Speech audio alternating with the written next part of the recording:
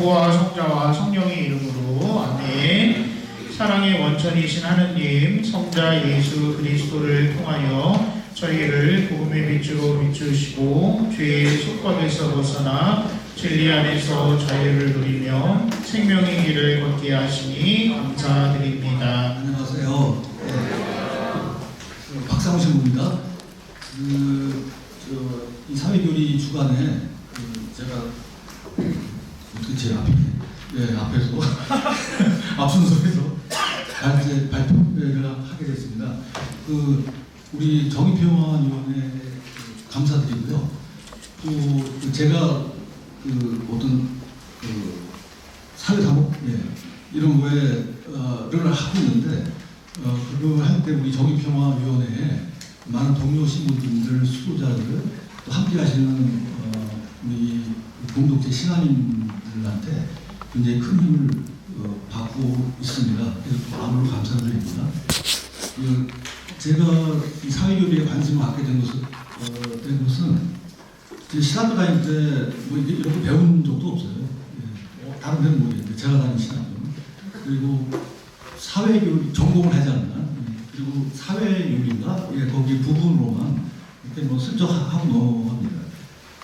여기저기 듣긴 하지만 본격적으로 공부하거나 그런 기회가 없었는데 제가 나중에 한참 후에 좀 일을 시작하면서 여러 가지 좀 안에서 어려운 점에 좀 부딪히게 됐습니다. 무슨 일을 할 때. 그래서 다시 보게 됐어요. 근데 사회 교리라기보다도 사회적 가르침이라고 보는 게 좋겠습니다. 왜냐하면 사회적 가르침의 중요한 부분이 물론 사회 교리인데 꼭 사회 교리만 있는 게 아니기 때문에 우리 사회 가르침에 그래서 보통 영어로 얘기할 때는 캐톨릭 소셜 티칭 그러는데 약자로 CST 그러잖아요. 근데 더 나가서 가르침뿐만 아니라 이렇게 뭐 학자들이나 연구자들이나 뭐 이렇게 또 만들어내는 게 많잖아요. 그래서 다른 것도 있고 그래서 카톨릭 소셜 소트 이렇게 해도 그래서 그것도 CST예요. 근데 어쨌든 저는 사회적 가르침으로 생각을 하면서 좀 준비를 했고요. 그다음에 그것에 관련된 얘기는 좀 뒤에 하겠습니다. 어떻게 봐야 되는지. 우선 처음에 우리 지금 세미나의 큰 주제는 사회 교리로 바라본 한국 사회입니다. 다 문제가 되죠. 사회 교리, 한국 사회. 그리고 뭐 이 짧은 시간에는 다 할 수도 없고요. 그런데 하나 필요한 것은 어떤 사회 교리가 어떤 한국 사회를 봐야 되냐는 거예요. 그래서 저는 한국 사회가 모르겠고 이 부분이 사회 교리니까 그럼 어떤 사회 교리가 지금 우리가 경험하는 이 사회를 보는데 도움을 주고 또 우리를 신앙의 힘으로 새로운 공동체를 향하는 그런 길을 좀 준비해 줄 것인가 라는 게 뭐 여기 깔려 있는 것이죠. 그래서 이 어떤 종류의 사회교리 혹은 어떤 관점에서도 사회교리를 봐야지 우리 현실을 잘 볼 수 있고 또 실천할 수 있는가로 되겠습니다. 근데 물론 제 그 욕망이에요. 그래서 보지 마세요. 말해드릴게요. 너무 급하게 되더라고. 그래서 일단 그런 데서 출발하겠습니다. 그리고 이게 좀 재미가 없어요. 이거는 왜냐하면 어떻게 사회적 가르침, 사회 교리, 사회적 가르침으로 들으세요. 사회 교리라고 얘기하지만 이 사회 교리가 어떤 원칙, 틀, 방향을 가져야 되는가, 구체적으로 우리 이따 할 노동이나 생태문화하고 다르게 그런 얘기에 대해서는 재미가 없어요. 그래서 재밌는 얘기는 다음에 이어지는 발표자들께 좀 부탁을 하고요. 하나 근데 좀 같이 생각해 봤으면 하는 거는 어떤 분이 그러더라고요. 자기는 잠 안 올 때 간추린 사회교리를 본대요. 금방 자는 거예요. 핵심적이고 그 다음에 우리 교회에 그 사회교리를 정면에서 모아놓은 것이긴 한데 좀 교회 문헌이 그렇잖아요. 예. 어떻게 다시 읽느냐에 따라서 굉장히 달라지죠. 그래서 그것만 가지고 읽으면 애매합니다. 예. 저도. 그래서 우리의 과제 중에 하나는 그걸 생동하게 하는 거예요. 사회적 가르침의 내용들. 예. 그래서 그걸 주로 얘기하려고 해요. 그거는 크게는 사회교리의 교육에 관련되어 있습니다. 예. 근데 교육은 학교 교육이라기보다도 배움의 장이에요. 예. 나이도 상관없고 아무 상관도 없어요. 예. 그러나 사회 교리를 통해서 이 사회의 복음에 좀 빛을 비춰보려고 하는 사람들이 좀 염두에 둬야 되는 것이죠.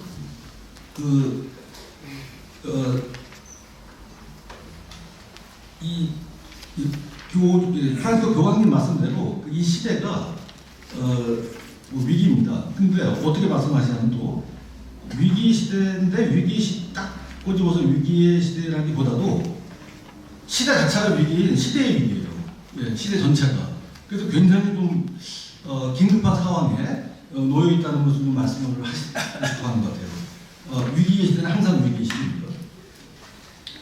어제 들은 얘기인데 인류 역사가 어떻게 되죠?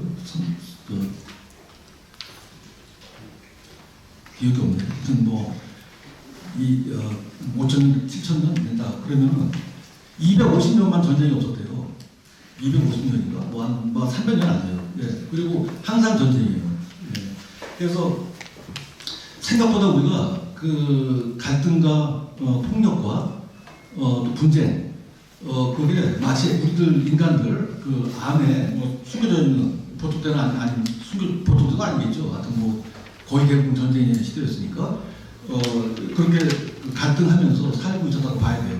만약에 지금 우리가 분쟁이나 갈등을 겪고 있지 않으면은 굉장히 럭키한 거예요. 예, 거의 대부분이 전쟁 중에 있었거든요. 왜 그런가 인간 공동체가 우리가 창세기나 그런 데 읽어보면은 참 아름답고 좋고 그 다음에 어떤 목적을 가지고 있고 그래서 같이 살아야 되고 이런 건데 그렇지가 않단 말이에요. 그래서 그 느끼기에 따라 다르겠지만은 특별히 평화롭게 보이긴 하는데 어느 사실 평화로운 것도 아니에요 지금. 그죠? 예. 곳곳에서 분쟁이 있습니다. 진짜 사람이 죽는, 특히 어린아이들, 여성들이 피해를 보고 그러니까 죽고 사냐 문제, 예. 이것과 같이 사는 시대예요. 그러니까 이런 거 자체가 그냥 시대가 위기라고 봐야 될 것 같아요. 예. 아무리 우리가 평화 속에 있다고 하더라도. 근데 그래서 그 특징으로요, 그 프란시스 교황께서 시대의 근본 위기죠. 그걸로 복음의 기쁨 185에서 이렇게 말씀하세요. 빈곤 그리고 평화의 붕괴다. 그렇게 두 개로 요약해요. 빈곤 그리고 평화의 붕괴다. 다른 수많은 문제가 있는데 빈곤하고 평화의 붕괴를 특별히 들었어요. 평화의 붕괴, 빈곤하고. 왜 그럴까? 왜 그러냐면 예를 든 건데요.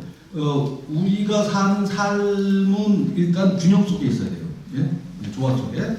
그게 창조 세계의 목적이에요. 그런데 이게 파열되는 상태예요. 균열이 되는. 그러니까 그게 가장 특징적으로 드러나는 것이 빈곤과 평화 문제라고 봤던 것 같아요.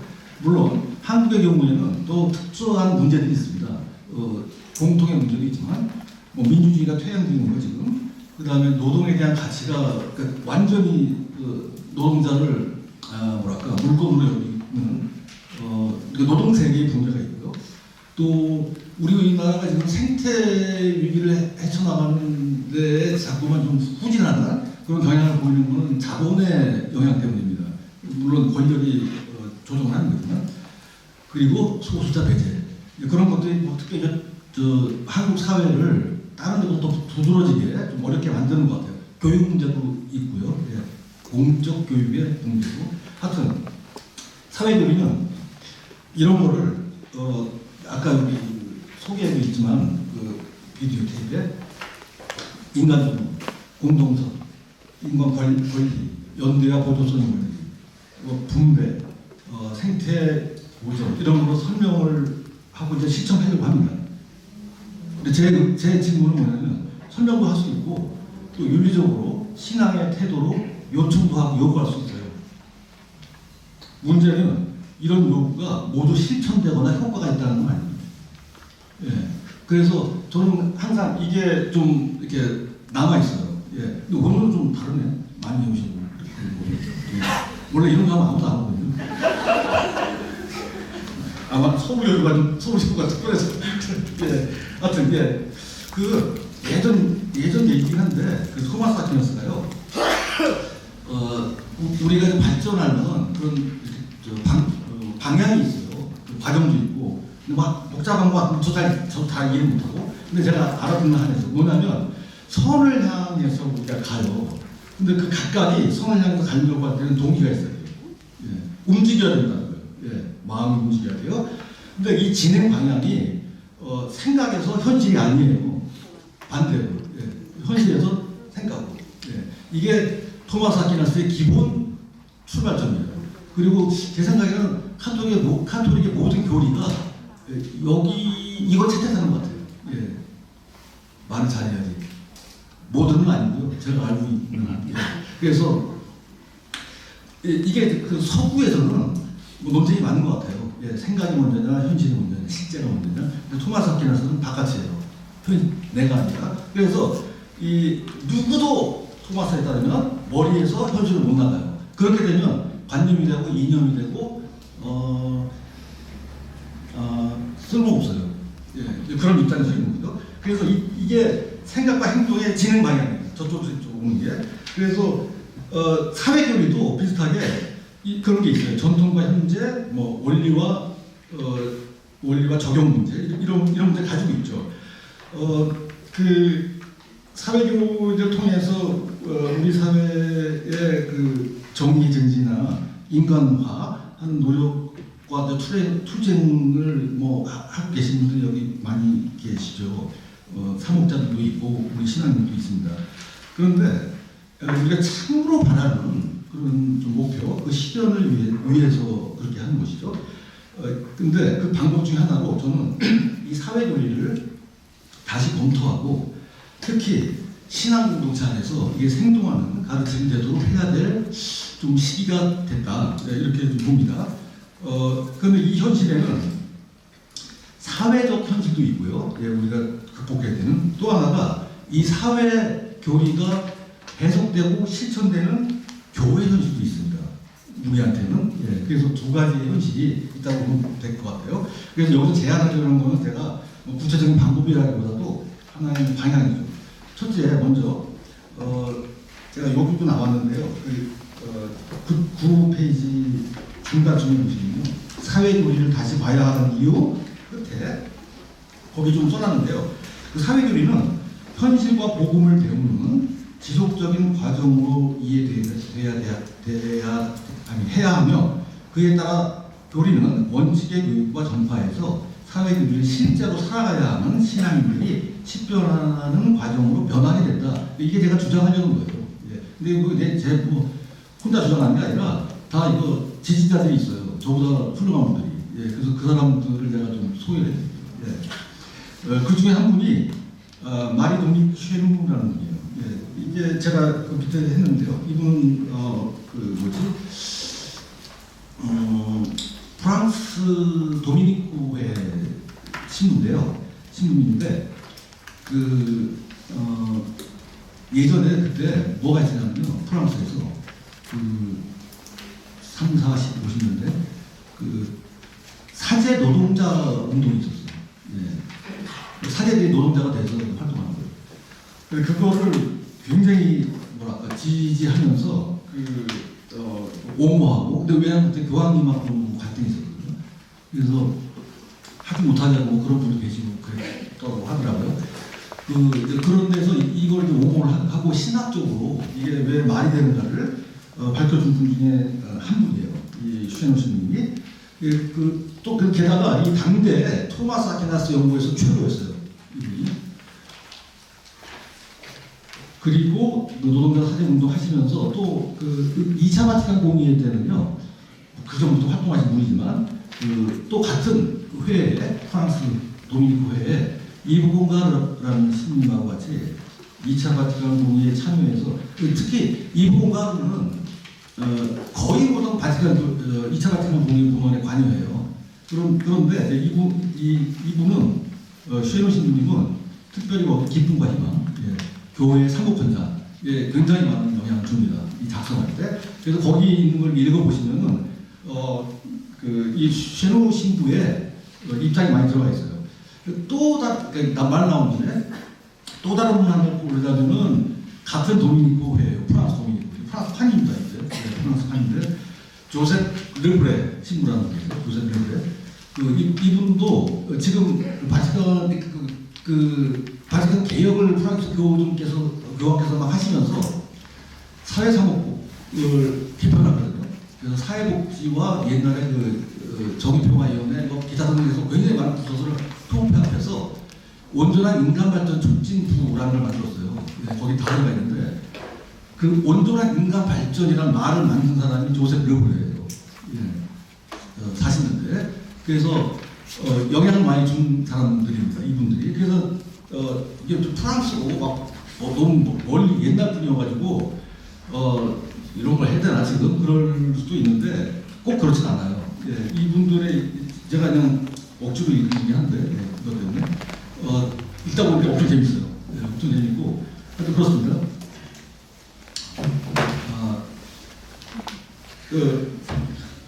이 주장이 뭐냐면은 쉐노 신부가 사회교리와 관련돼 가지고 지금까지 사회교리는 이념이라고 해요. 이념, 이데올로기예요. 왜 이념이냐? 첫째, 현실에서 생각으로 온 게 아니라 생각에서 현실로 갔어요. 이때 생각은 뭐냐면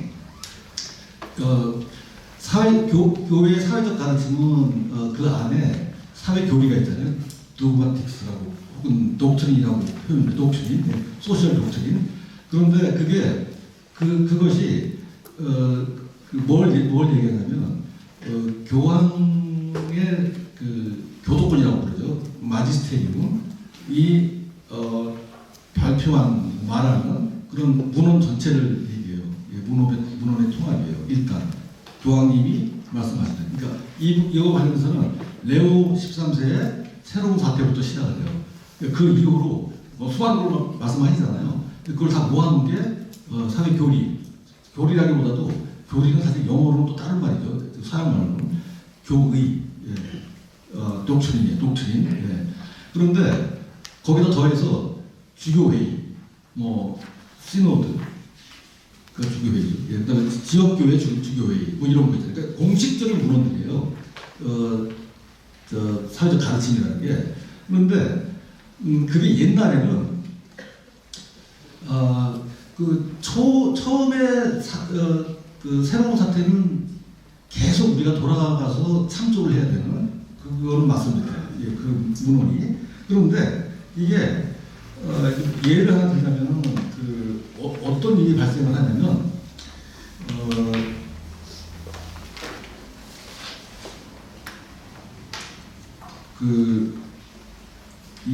이런 게 있습니다. 새로운 사태가 발표되고 40년 지난 다음에 40주년이 발표돼요. 비오 11세 교황께서. 근데 이때 교의라는 게 사회 교리와 관련돼서 교의라는 게 이게 30년대거든요. 유럽의 30년대. 공산주의가 막 생겨나기 시작하고 이럴 때고 집단주의죠. 이거하고 한쪽에 그다음 서부에서도 이렇게 새로운 종류의 정치적인 흐름이 일어나고 자유주의가 이때 생겨납니다. 자유주의적 개인주의 그게 있는데 바티칸에서 보기에는 둘 다 아니에요. 둘 다 아니어서 대안 세 번째 방식을 택하는 뜻으로 제시된 게 40주년의 국가에 관한 엄명이에요. 근데 이제 이걸 교의라고 교황이 발표했으니까요. 교의라고 된 거예요. 그런데 이것 때문에 뒤에 나온 사회교리의 발전 혹은 발달 전개에서 굉장히 혼동이 일어나요. 왜냐하면 두 가지가 있거든요. 사회교리로서 교황님이 발표하시는 거는 일단 자연법이죠. 우리 가톨릭 교회의 윤리의 기초가 되는 자연법하고 하느님의 계시 거기서 나오는 원리들은 변하지 않아요. 항구적이에요. 이렇게 돼 있어요. 예. 근데 이것도 좀 따로 볼 게 많아요. 그냥 말을 이렇게 하는데 예. 자유법도 옛날하고 많이 달라지고 했습니다. 일단 그래요. 예. 변하지 않는 원리가 있고 그 다음에 국가 문제 같은 거는 역사적으로 아주 우연적인 사태예요. 예. 어떤 국가 형태가 역사에서 정리되는지 누구도 모르고 아프고 그다음 지금까지 한 건 추려볼 수가 있어요. 항상 바뀌어요. 사회 제도니까. 그러니까 역사적으로 우연적인 하여튼 뭐 그런 거죠. 예, 제도이죠. 근데 이게 혼합이에요. 영구 불변한 원리 같은 거하고 그다음 실제 시대마다 사회마다 다르게 표현되는 제도가 그러니까 시대의 어떤 제약이나 경험에서 묶여 있을 수밖에 없는 그런 것들이 있는데 이것을 불변하는 진리 있잖아요. 아까 자연법과 계시에서 나오는 이것의 근거로 정당화하잖아요. 그러면 이게 이념이에요. 근데 이런 역사가 있었어요. 예. 그래서 어떤 국가 형태를 변치 않은 교리 특히 이 40주년에 나와 있는 그 원리에 의해서 이게 옳다, 뭐 저게 옳다 이렇게 판단하는 거죠. 이렇게 되면 원리에 대해서 뭐라고 말할 때 굉장히 힘들어져요. 예. 40주년의 어떤 원리에 대해서 이 입장을 계속 지지하고 있으면 왜냐하면 우리가 지금 다루는 건 혹은 경험하고 있는 건 역사적이고 어떤 문맥 속에 있는 거예요. 예. 이걸 항상 수정이 가능해야 되고 그다음에 다른 대안이 뭐 나와야 되고 뭐 그런 거죠. 그런데 쉽게 그걸 하지 못하면 이념으로 바뀐다는 거예요. 그러니까 이 쉐넌은 그걸 염두에 두고 사회교리의 어떤 부분들은 이념으로 변한 게 있어요. 예, 그래서 그런 거는 좀 분별을 해야 되고 물론 그러나 이건 30대 40대 얘기니까 2차 바티칸 공개가 좀 변화를 줍니다. 이 다른 방법을 선택하거든요. 가장 유명한 말이 기쁨과 희망이 나오는 거예요. 그 사법분상에 거기서 뭐라고 하냐면 여기서 불변하는 원리 그런 거 안 나오고요. 교회는 언제나 시대의 징표를 꼼꼼하게 조사하고 복음의 빛에 비추어 해석할 의무가 있다 이렇게 해놨어요. 여기는 그리고 또 하나가 여기는 사회 교리에 관해서 그 독트린이라는 말을 안 써요. 한 번 제가 조사해 보진 않았는데 연구자가 한 번 썼다고 하더라고요. 예. 독트린이라는 말을. 그런데 이것도 변화가 있어요. 예. 그래서 피하려고 하는 거예요. 2차 바티칸 공의회는 독트린이라는 말을 그런 사회 교리에 관련해서. 그런데 이게 다시 와야 돼요. 예, 그런 말이 계속 나와요. 예, 우리가 자주 보는 간추린 사회교리는 2004년에 개정돼서 지금까지 있는 건데, 프란시스 교황이 되고 나서 한 몇 년 있다가 고치려고 했어요. 개정하려고 했어요. 그거를. 왜냐하면 지금 간추린 사회교리는 이때, 그러니까 2차 바티칸 공의회라기보다는 그 후에 발전을 반영을 했기 때문에 교리를 독트린으로 이해하려는 부분들이 있어요. 그런데 이거를 프란치스 교황은 그 입장이 있지 않아요. 일단 기본적으로. 그래서 개정하려고 했는데 아직 안 되고 있어요. 뭐가 이유가 많은가 봐요. 하여튼 그런 역사가 있고요. 그래서 옛날에 그랬고 바티칸 공의회가 전환점이 있는데 물론 요한 바오로 2세 교황도 교리가 이념으로 적용되는 유형을 잘 알고 있었어요. 사실은 굉장히 잘 알고 있어서 왜 알 수 있냐면 100주년이나 40주년 사회적 관심을 읽어보시면 되는데 이게 이때 여기서 뭐라고 하시냐면 사회교리는 제3의 대안이 아니라 독자적으로 그 자체로 의미와 범주를 가지고 있는 시스템이라고 얘기했어요. 그 자체로 대안이 아니에요. 네. 그래서 그 독자적으로 존립하는 그 사회교리의 근거는 복음이에요. 네. 다른 어떤 게 아니라 인간 문제, 제가 다운표를 치면 인간 문제, 사회, 국제 질서의 복합적인 현실에 대한 사회 개표 성찰의 결과로 나온 분명한 형식화예요. 그래서 이거는 복음이나 복음의 사명에서 나오는 규범적인 비판이에요. 이때 이분이 말씀하시는 거예요. 그래서 이런 게 있긴 한데 그래도 여전히 간추린 사회교리에는 2차 바티칸 공개 정신이 완전히 포함됐다고 할 수가 없다는 비판이 있어요. 뭐 읽으시는 분에 따라 다르겠지만 저는 그 비판 쪽에 서 있어요. 일단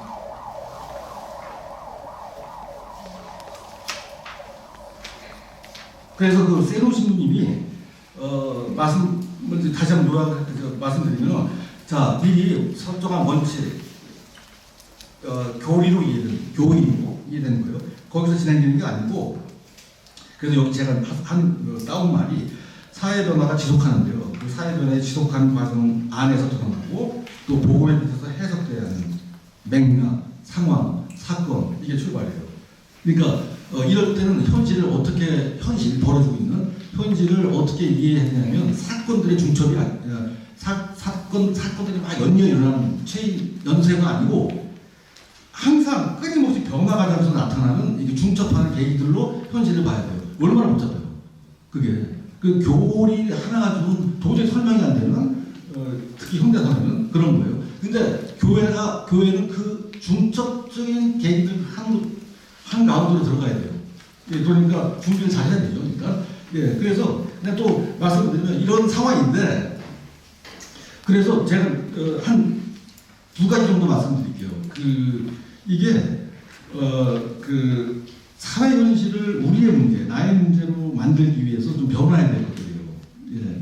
그래서 일단 첫 번째 교육에 관련된 문제, 넓은 의미가 지금은요 우리가 이렇게 수고도 많이 해주셔서 준비도 하고 사회 교리 여기 광고도 있고 하잖아요. 기본 과정 이런 거 물론 당연히 해야 됩니다. 예. 그런데 이것만 하는데 굉장히 불충분한 것 같아요. 예. 만약에 우리가 사회 교리에 기대서 교회 안에서 살고 우리 그냥 사회 공동체 안에서 좀 변화를 가져오려면은 여기서 좀 더 나가야 될 것 같아요. 근데 뭐 갖고 나가느냐는 잘 모르겠어요. 근데 그 생각을 해보셔야겠죠. 근데 하여튼 그곳에 필요한 것들 몇 가지 말씀드리려고 해요. 그 사회 문제가 나의 문제, 그 동기부여가 되는 거예요. 그거 하기 위해서 뭐가 있어야 되냐면 언어가 좀 바뀌어야 돼요. 언어가. 예. 사회 교리의 언어가. 그러니까 해석하는 문제입니다. 그 성서와 우리 자신, 예, 사회 교리를 살아가는 우리 자신들의 이야기가 들어가야 돼요. 성서의 내러티브하고 우리의 내러티브가 이 안에 들어가야 돼요. 사회 교리 안에. 그러지 않으면은 그러지 않아도 굴러가긴 하겠지만 좀 어려움이 있지 않을까 싶어요. 근데 그때 이게 내러티브가 복원된다는 게 뭐냐면 그 성경은 전부 내러티브예요. 이야기예요. 예. 그러니까 그 특징을 좀 알 수 있겠죠. 예, 그거하고 사회교류하고 감추진 사회교류하고 비교해 보시면 언어 형식이 어떻게 다른지. 근데 성경이 쓰는 것 중에 많은 언어 표현하는 방법이 메타포예요. 메타포는 이제 가장 많이 나오는 게 그 복음서의 비유 이야기, 예수님의 비유에 쓰는 게 메타포예요. 비유에서 쓰는 게. 그게 뭐냐면 우리가 다 알고 있는 걸 얘기하면서 우리가 전혀 모르는 걸 동시에 얘기해요. 그 비유가. 그러니까 우리가 알고 있는 것을 이 얘기를 안 하고 우리가 모르는 것만 얘기하잖아요. 그럼 무슨 말인지 못 알아듣잖아요. 예. 그리고 우리가 아는 얘기만 하면은 또 뭐예요? 거기 그 이야기에서 찾을 게 없어요. 그래서 이 두 가지가 그러니까 일단 청중이 듣고서 이거 내 얘기인데 야 맞다 이렇게 하는 부분이 하나 있고요. 또 하나는 확인된 게 아니라 가능한 의미예요. 가능한 앞으로 생겨날 수 있는 이 두 가지가 합해가지고 이야기를 구성을 해요. 특히 잘 짜여진 비유 같은 경우는 그러니까 새로운 가능성을 주는 언어 형식이에요. 그래서 우리가 그냥 지금 경험하는 걸 표현하는 것뿐만 아니라 이 현실에 대해서 이게 새로운 뜻이 있다, 새로운 관점으로 볼 수 있다 이걸 환기시키는 거예요. 즉 가능성을 드러내는 언어 표현 방법이에요. 내러티브가 이야기가. 그래서 성경도 이 사회교리의 본질적인 면모로 들어와야 돼요. 예.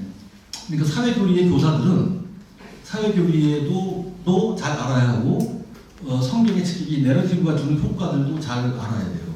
그러니까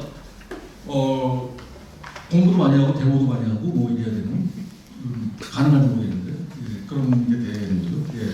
그래서 일단 그렇고요. 그래서 사회교리가 이게 역사적 텍스트란 말이에요. 그러니까 읽어보시면 다 아시겠지만, 그러니까 이게 원리가 있고 원칙이 있고 뭐 적용 가능성이 있다 이렇게 되면 합리적으로 이성적으로 성찰 분석 성찰 해석을 하잖아요. 예. 그런데 이것뿐만 아니라 동시에 이게 저는 더 중요하다고 보는데 어떤 사회현실인가에 대한 그 전의 이해를 구축하는 성서 메타포의 그 파워를 알고 있어야 돼요.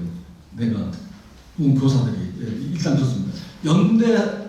연대하고 보조성 그 예를 들면 공동선을 만들어야죠. 인간 존엄의 사회적인 의미를 표현할 때 이 두 가지를 써요.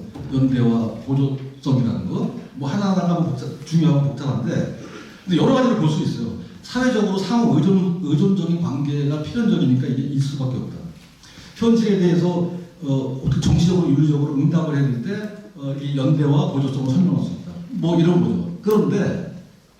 그런데 이게 무엇보다도 성경에 나오는 메타포로 해석을 하면 가장 잘 표현되는 게 연대와 보조성입니다. 연대는 우리 관계를 표현하는 것이고요. 보조성은 자립을 표현합니다. 자립. 예. 그 어떤 행위 주체가 가지고 있는 역동성, 그걸 표현하거든요. 관계와 역동성을 표현하는 것인데 이게 성서에 나와 있는 것만큼 로 가장 잘 표현될 수 있어요. 예를 들어서 우리가 왜 존엄하냐, 이게 여러 가지 있잖아요, 설명이. 근데 인간 존엄에 관한 책도 읽어보면 무슨 말인지 몰라요. 아니 어려워서 모르는 게 아니라 졸려가지고 정말로 뭐 이딴 말 이렇게 나온다고 막 인간 존엄이 어떻고 막 이렇게. 그래서 어떻게 되냐 이거예요. 어떻게 접근하냐. 이거 갖고 먹고 사는 사람들은 뭐 그걸 할 수는 있겠지만 우리가 그런 건 아니잖아요. 그럼 어떻게 해야 됩니까? 10분밖에 안 남았는데. 이거는요, 한마디로 하나님 앞에 선 인간과 그 하나님과의 공속성을 얘기해요. 예, 연대라는 게 일단. 그러니까 이거는 강생의 교리에 나와 있어요. 예. 우리가 존엄한 이유는 인간이 실현 가능할 수 있는 어떤 특징들이 있잖아요. 인간이 가지고 있는. 이것을 실현하기 때문에 존엄한 게 아니에요. 전혀. 만약에 인간이 가지고 있는 특징들을 실현하는 게 존엄이라면은 아주 심각한 지적 장애인 인간이 아니에요. 근데 이런 생각은 카톨릭 교리에서 불가능해요. 왜냐하면 인간은 하나님과의 존재의 공속성 때문에 그 자체로 경이롭고 그 자체로 존엄해요. 뭐가 어떻게 됐든 간에. 만약에 인간의 특질을 실현하는 걸로 존엄을 보면요, 태양은 죽어도 돼요. 왜 인간이 아닌데. 그렇게 갈 수가 없어요. 우리 교회의 교리는. 이거는 뭐 누구도 부정하지 못하는 겁니다. 인간 존엄의 근거는 하나님과 인간의 공속성이 있어요. 예. 특징을 실현하는 게 아니에요. 그럴 때 이걸 나타내주는 용어가 연대예요. 예. 그리고 그 연대를 가장 효과적으로 할 수 있는 게, 그러면 각자가 할 수 있는 역량에 따라서 하도록, 그게 그룹이건 뭐 개인이건 이걸 나눠야 된다라는 게 보조성입니다. 그러니까 이걸 만약에 성경의 메타포로 해석을 하면 충분히 내가 그런 사람이구나, 내가 그런 위치에 있구나 하고 한 발짝 나갈 수 있는 그런 게 되겠는데, 이게 이제 과제라고 제가 생각하는 겁니다. 두 번째, 10분 안에, 5분 안에. 그 식별이 있는데, 그 다음에 이게 뭐냐면요. 일단 첫 번째가 현실에 사무쳐야 되는 방법이에요. 예. 현실이 그냥 내가 이렇게 관찰하고 뭐 어떻게 해가지고 뭐 연구하고 그런 게 아니고, 그 참의반수에 뭐라고 나오냐면요, 세상에서 벌어지고 있는 일들을 통렬하게 자각하고 그것을 기꺼이 우리 자신의 고통으로 삼아 우리가 각자 할 수 있는 일을 찾는 것이다. 통렬하게 자각한다고 했거든요. 예. 그러면서 여기는 아니지만은 곳곳에 프란시스코 교황은 눈물 얘기를 해요. 눈물을 읽는 것. 예. 그게 통렬하게 자각하는 것의 표현이에요. 거만하고 뭐든지 다 갖고 있는 사람들은 눈물을 안 해요. 다 자존적이기 때문에. 그러니까 뭔가 부족하고, 뭔가 막 부족한 사람들을 보면서 아파하고 하는 사람들은 엄청 잘 울어요. 그래서 제 생각에는 프란시스코 교황의 영성을 좀 다른 말로 표현하면 눈물의 영성이에요. 어떡하죠? 난 눈물이 안 나와. 그래서 좀 나이 탓인가 아니 다른 예. 근데 눈물 많이 흘리시죠? 예. 하여튼 뭐 그 상징적으로 표현한 거예요. 그러면서 이분이 뭐를 얘기를 하냐면, 여기는 제가 역설적 호기심이라고 해놓은 거를 어떤 학자 평화 이론가인데요. 그분의 얘기를 소개했는데 그 설명을 다 누락을 시켰어요. 제가 이렇게 넘겨드릴 때 다 빠뜨렸어요. 그래서 그거는 복잡할 것 같아요. 안 말 없이 나왔거든요. 예. 나중에라도 한번 보세요. 이게 어떤 거랑 비슷하냐면 그 프랑스 교우종이 사회 원리를 설명할 때 쓰는 방법이에요. 그 복음의 기쁨에 보시면은 네 가지 사회 원리가 있어요. 뭐 시간은 공간보다 크다, 뭐 전체는 부분보다 크다, 네 가지 있잖아요. 근데 그거 거기만 보면은 이게 뭔 소린가 한다고요. 그런데 그게 깊은 역사를 가지고 있어요. 20세기 카톨릭 신학은 거의 다 그거에 기초하고 있어요. 제대로 된 신학은. 예. 그 뭐냐면 이 세계는 현실은 두 개의 모순적인 것이 아니라 다른 것이 대립하고 있어요. 모순이 아니라 모순이면요 악과 선처럼 이렇게 제거해야 돼요. 근데 그런 것만 있는 게 아니에요. 그런 게 있는 게 아니고 양립이 가능하지만 반대인 것들이 있어요. 근데 그것을 어떻게 조화시킨 건가가 카톨릭 신학의 중요한 주제 중에 하나였어요. 그건 원래 신학에서는 옛날 물음에서 나온 것이기도 해요. 뭐냐면 인간의 자유와 하느님의 은총이 어떻게 양립 가능하냐. 양립 가능하잖아요. 인간의 자유. 이유도 뭐 많이 있지만 줄이면은 이 자유하고 하느님의 은혜는 양립이 가능해요. 그러니까 우리가 살고 있죠. 근데 그것의 현대판이에요. 이게. 그래서 프랑스 교황은 오랫동안 공부했어요. 그리고 카톨릭 신학은 20세기 초반에 다 이거예요. 관심이. 그래서 나온 거예요. 근데 이걸 왜 이렇게 중요하냐? 여기에서 우리가 이렇게 하면 되죠. 여기서 자주 쓰는 말 중에 하나가 생각을 할 때는 이게 내가 어떤 성취를 위해서 하는 모든 일들이 순전히 내가 했다고 생각을 해라. 하느님이 아니라. 예? 내가 지금 하고 있는 거, 뭐 어디 투신하고 막 사복을 하고 뭐 열심히 일하고 다 이건 내가 굳은 결심을 하고 그다음 막 일을 하고 그래서 함부로 생각해라. 그런데 이 모든 것이 내가 하는 것이 아니라 하나님께서 한다고 기도해라 그래요. 예. 그러니까 생각하고 기도는 달라요. 그러니까 이건 내가 지금 이거 하고 있는 것이다. 이렇게 하지만 사실은 하나님 없으면 난 아무것도 못한다는 게 더 밑에 깔려 있는 거예요. 그래서 이 두 가지는 하나님의 일과 나의 일. 이거는 겉으로 보기에는 대립하는 것처럼 보이는데 사실 그게 아니라 이걸 넘어서는 어떤 현실이 있고 그 현실을 우리가 기초로 해서 신앙의 삶, 뭐 사회적인 삶을 영위해 나가야 된다는 건데요. 그걸 쓴 거예요 여기. 근데 그게 어떤 때 그렇고 어때 안 그런가를 식별하는 게 중요하다는 거예요. 그래서 사회교육 교육에는 이 식별의 과정이 들어가야 돼요.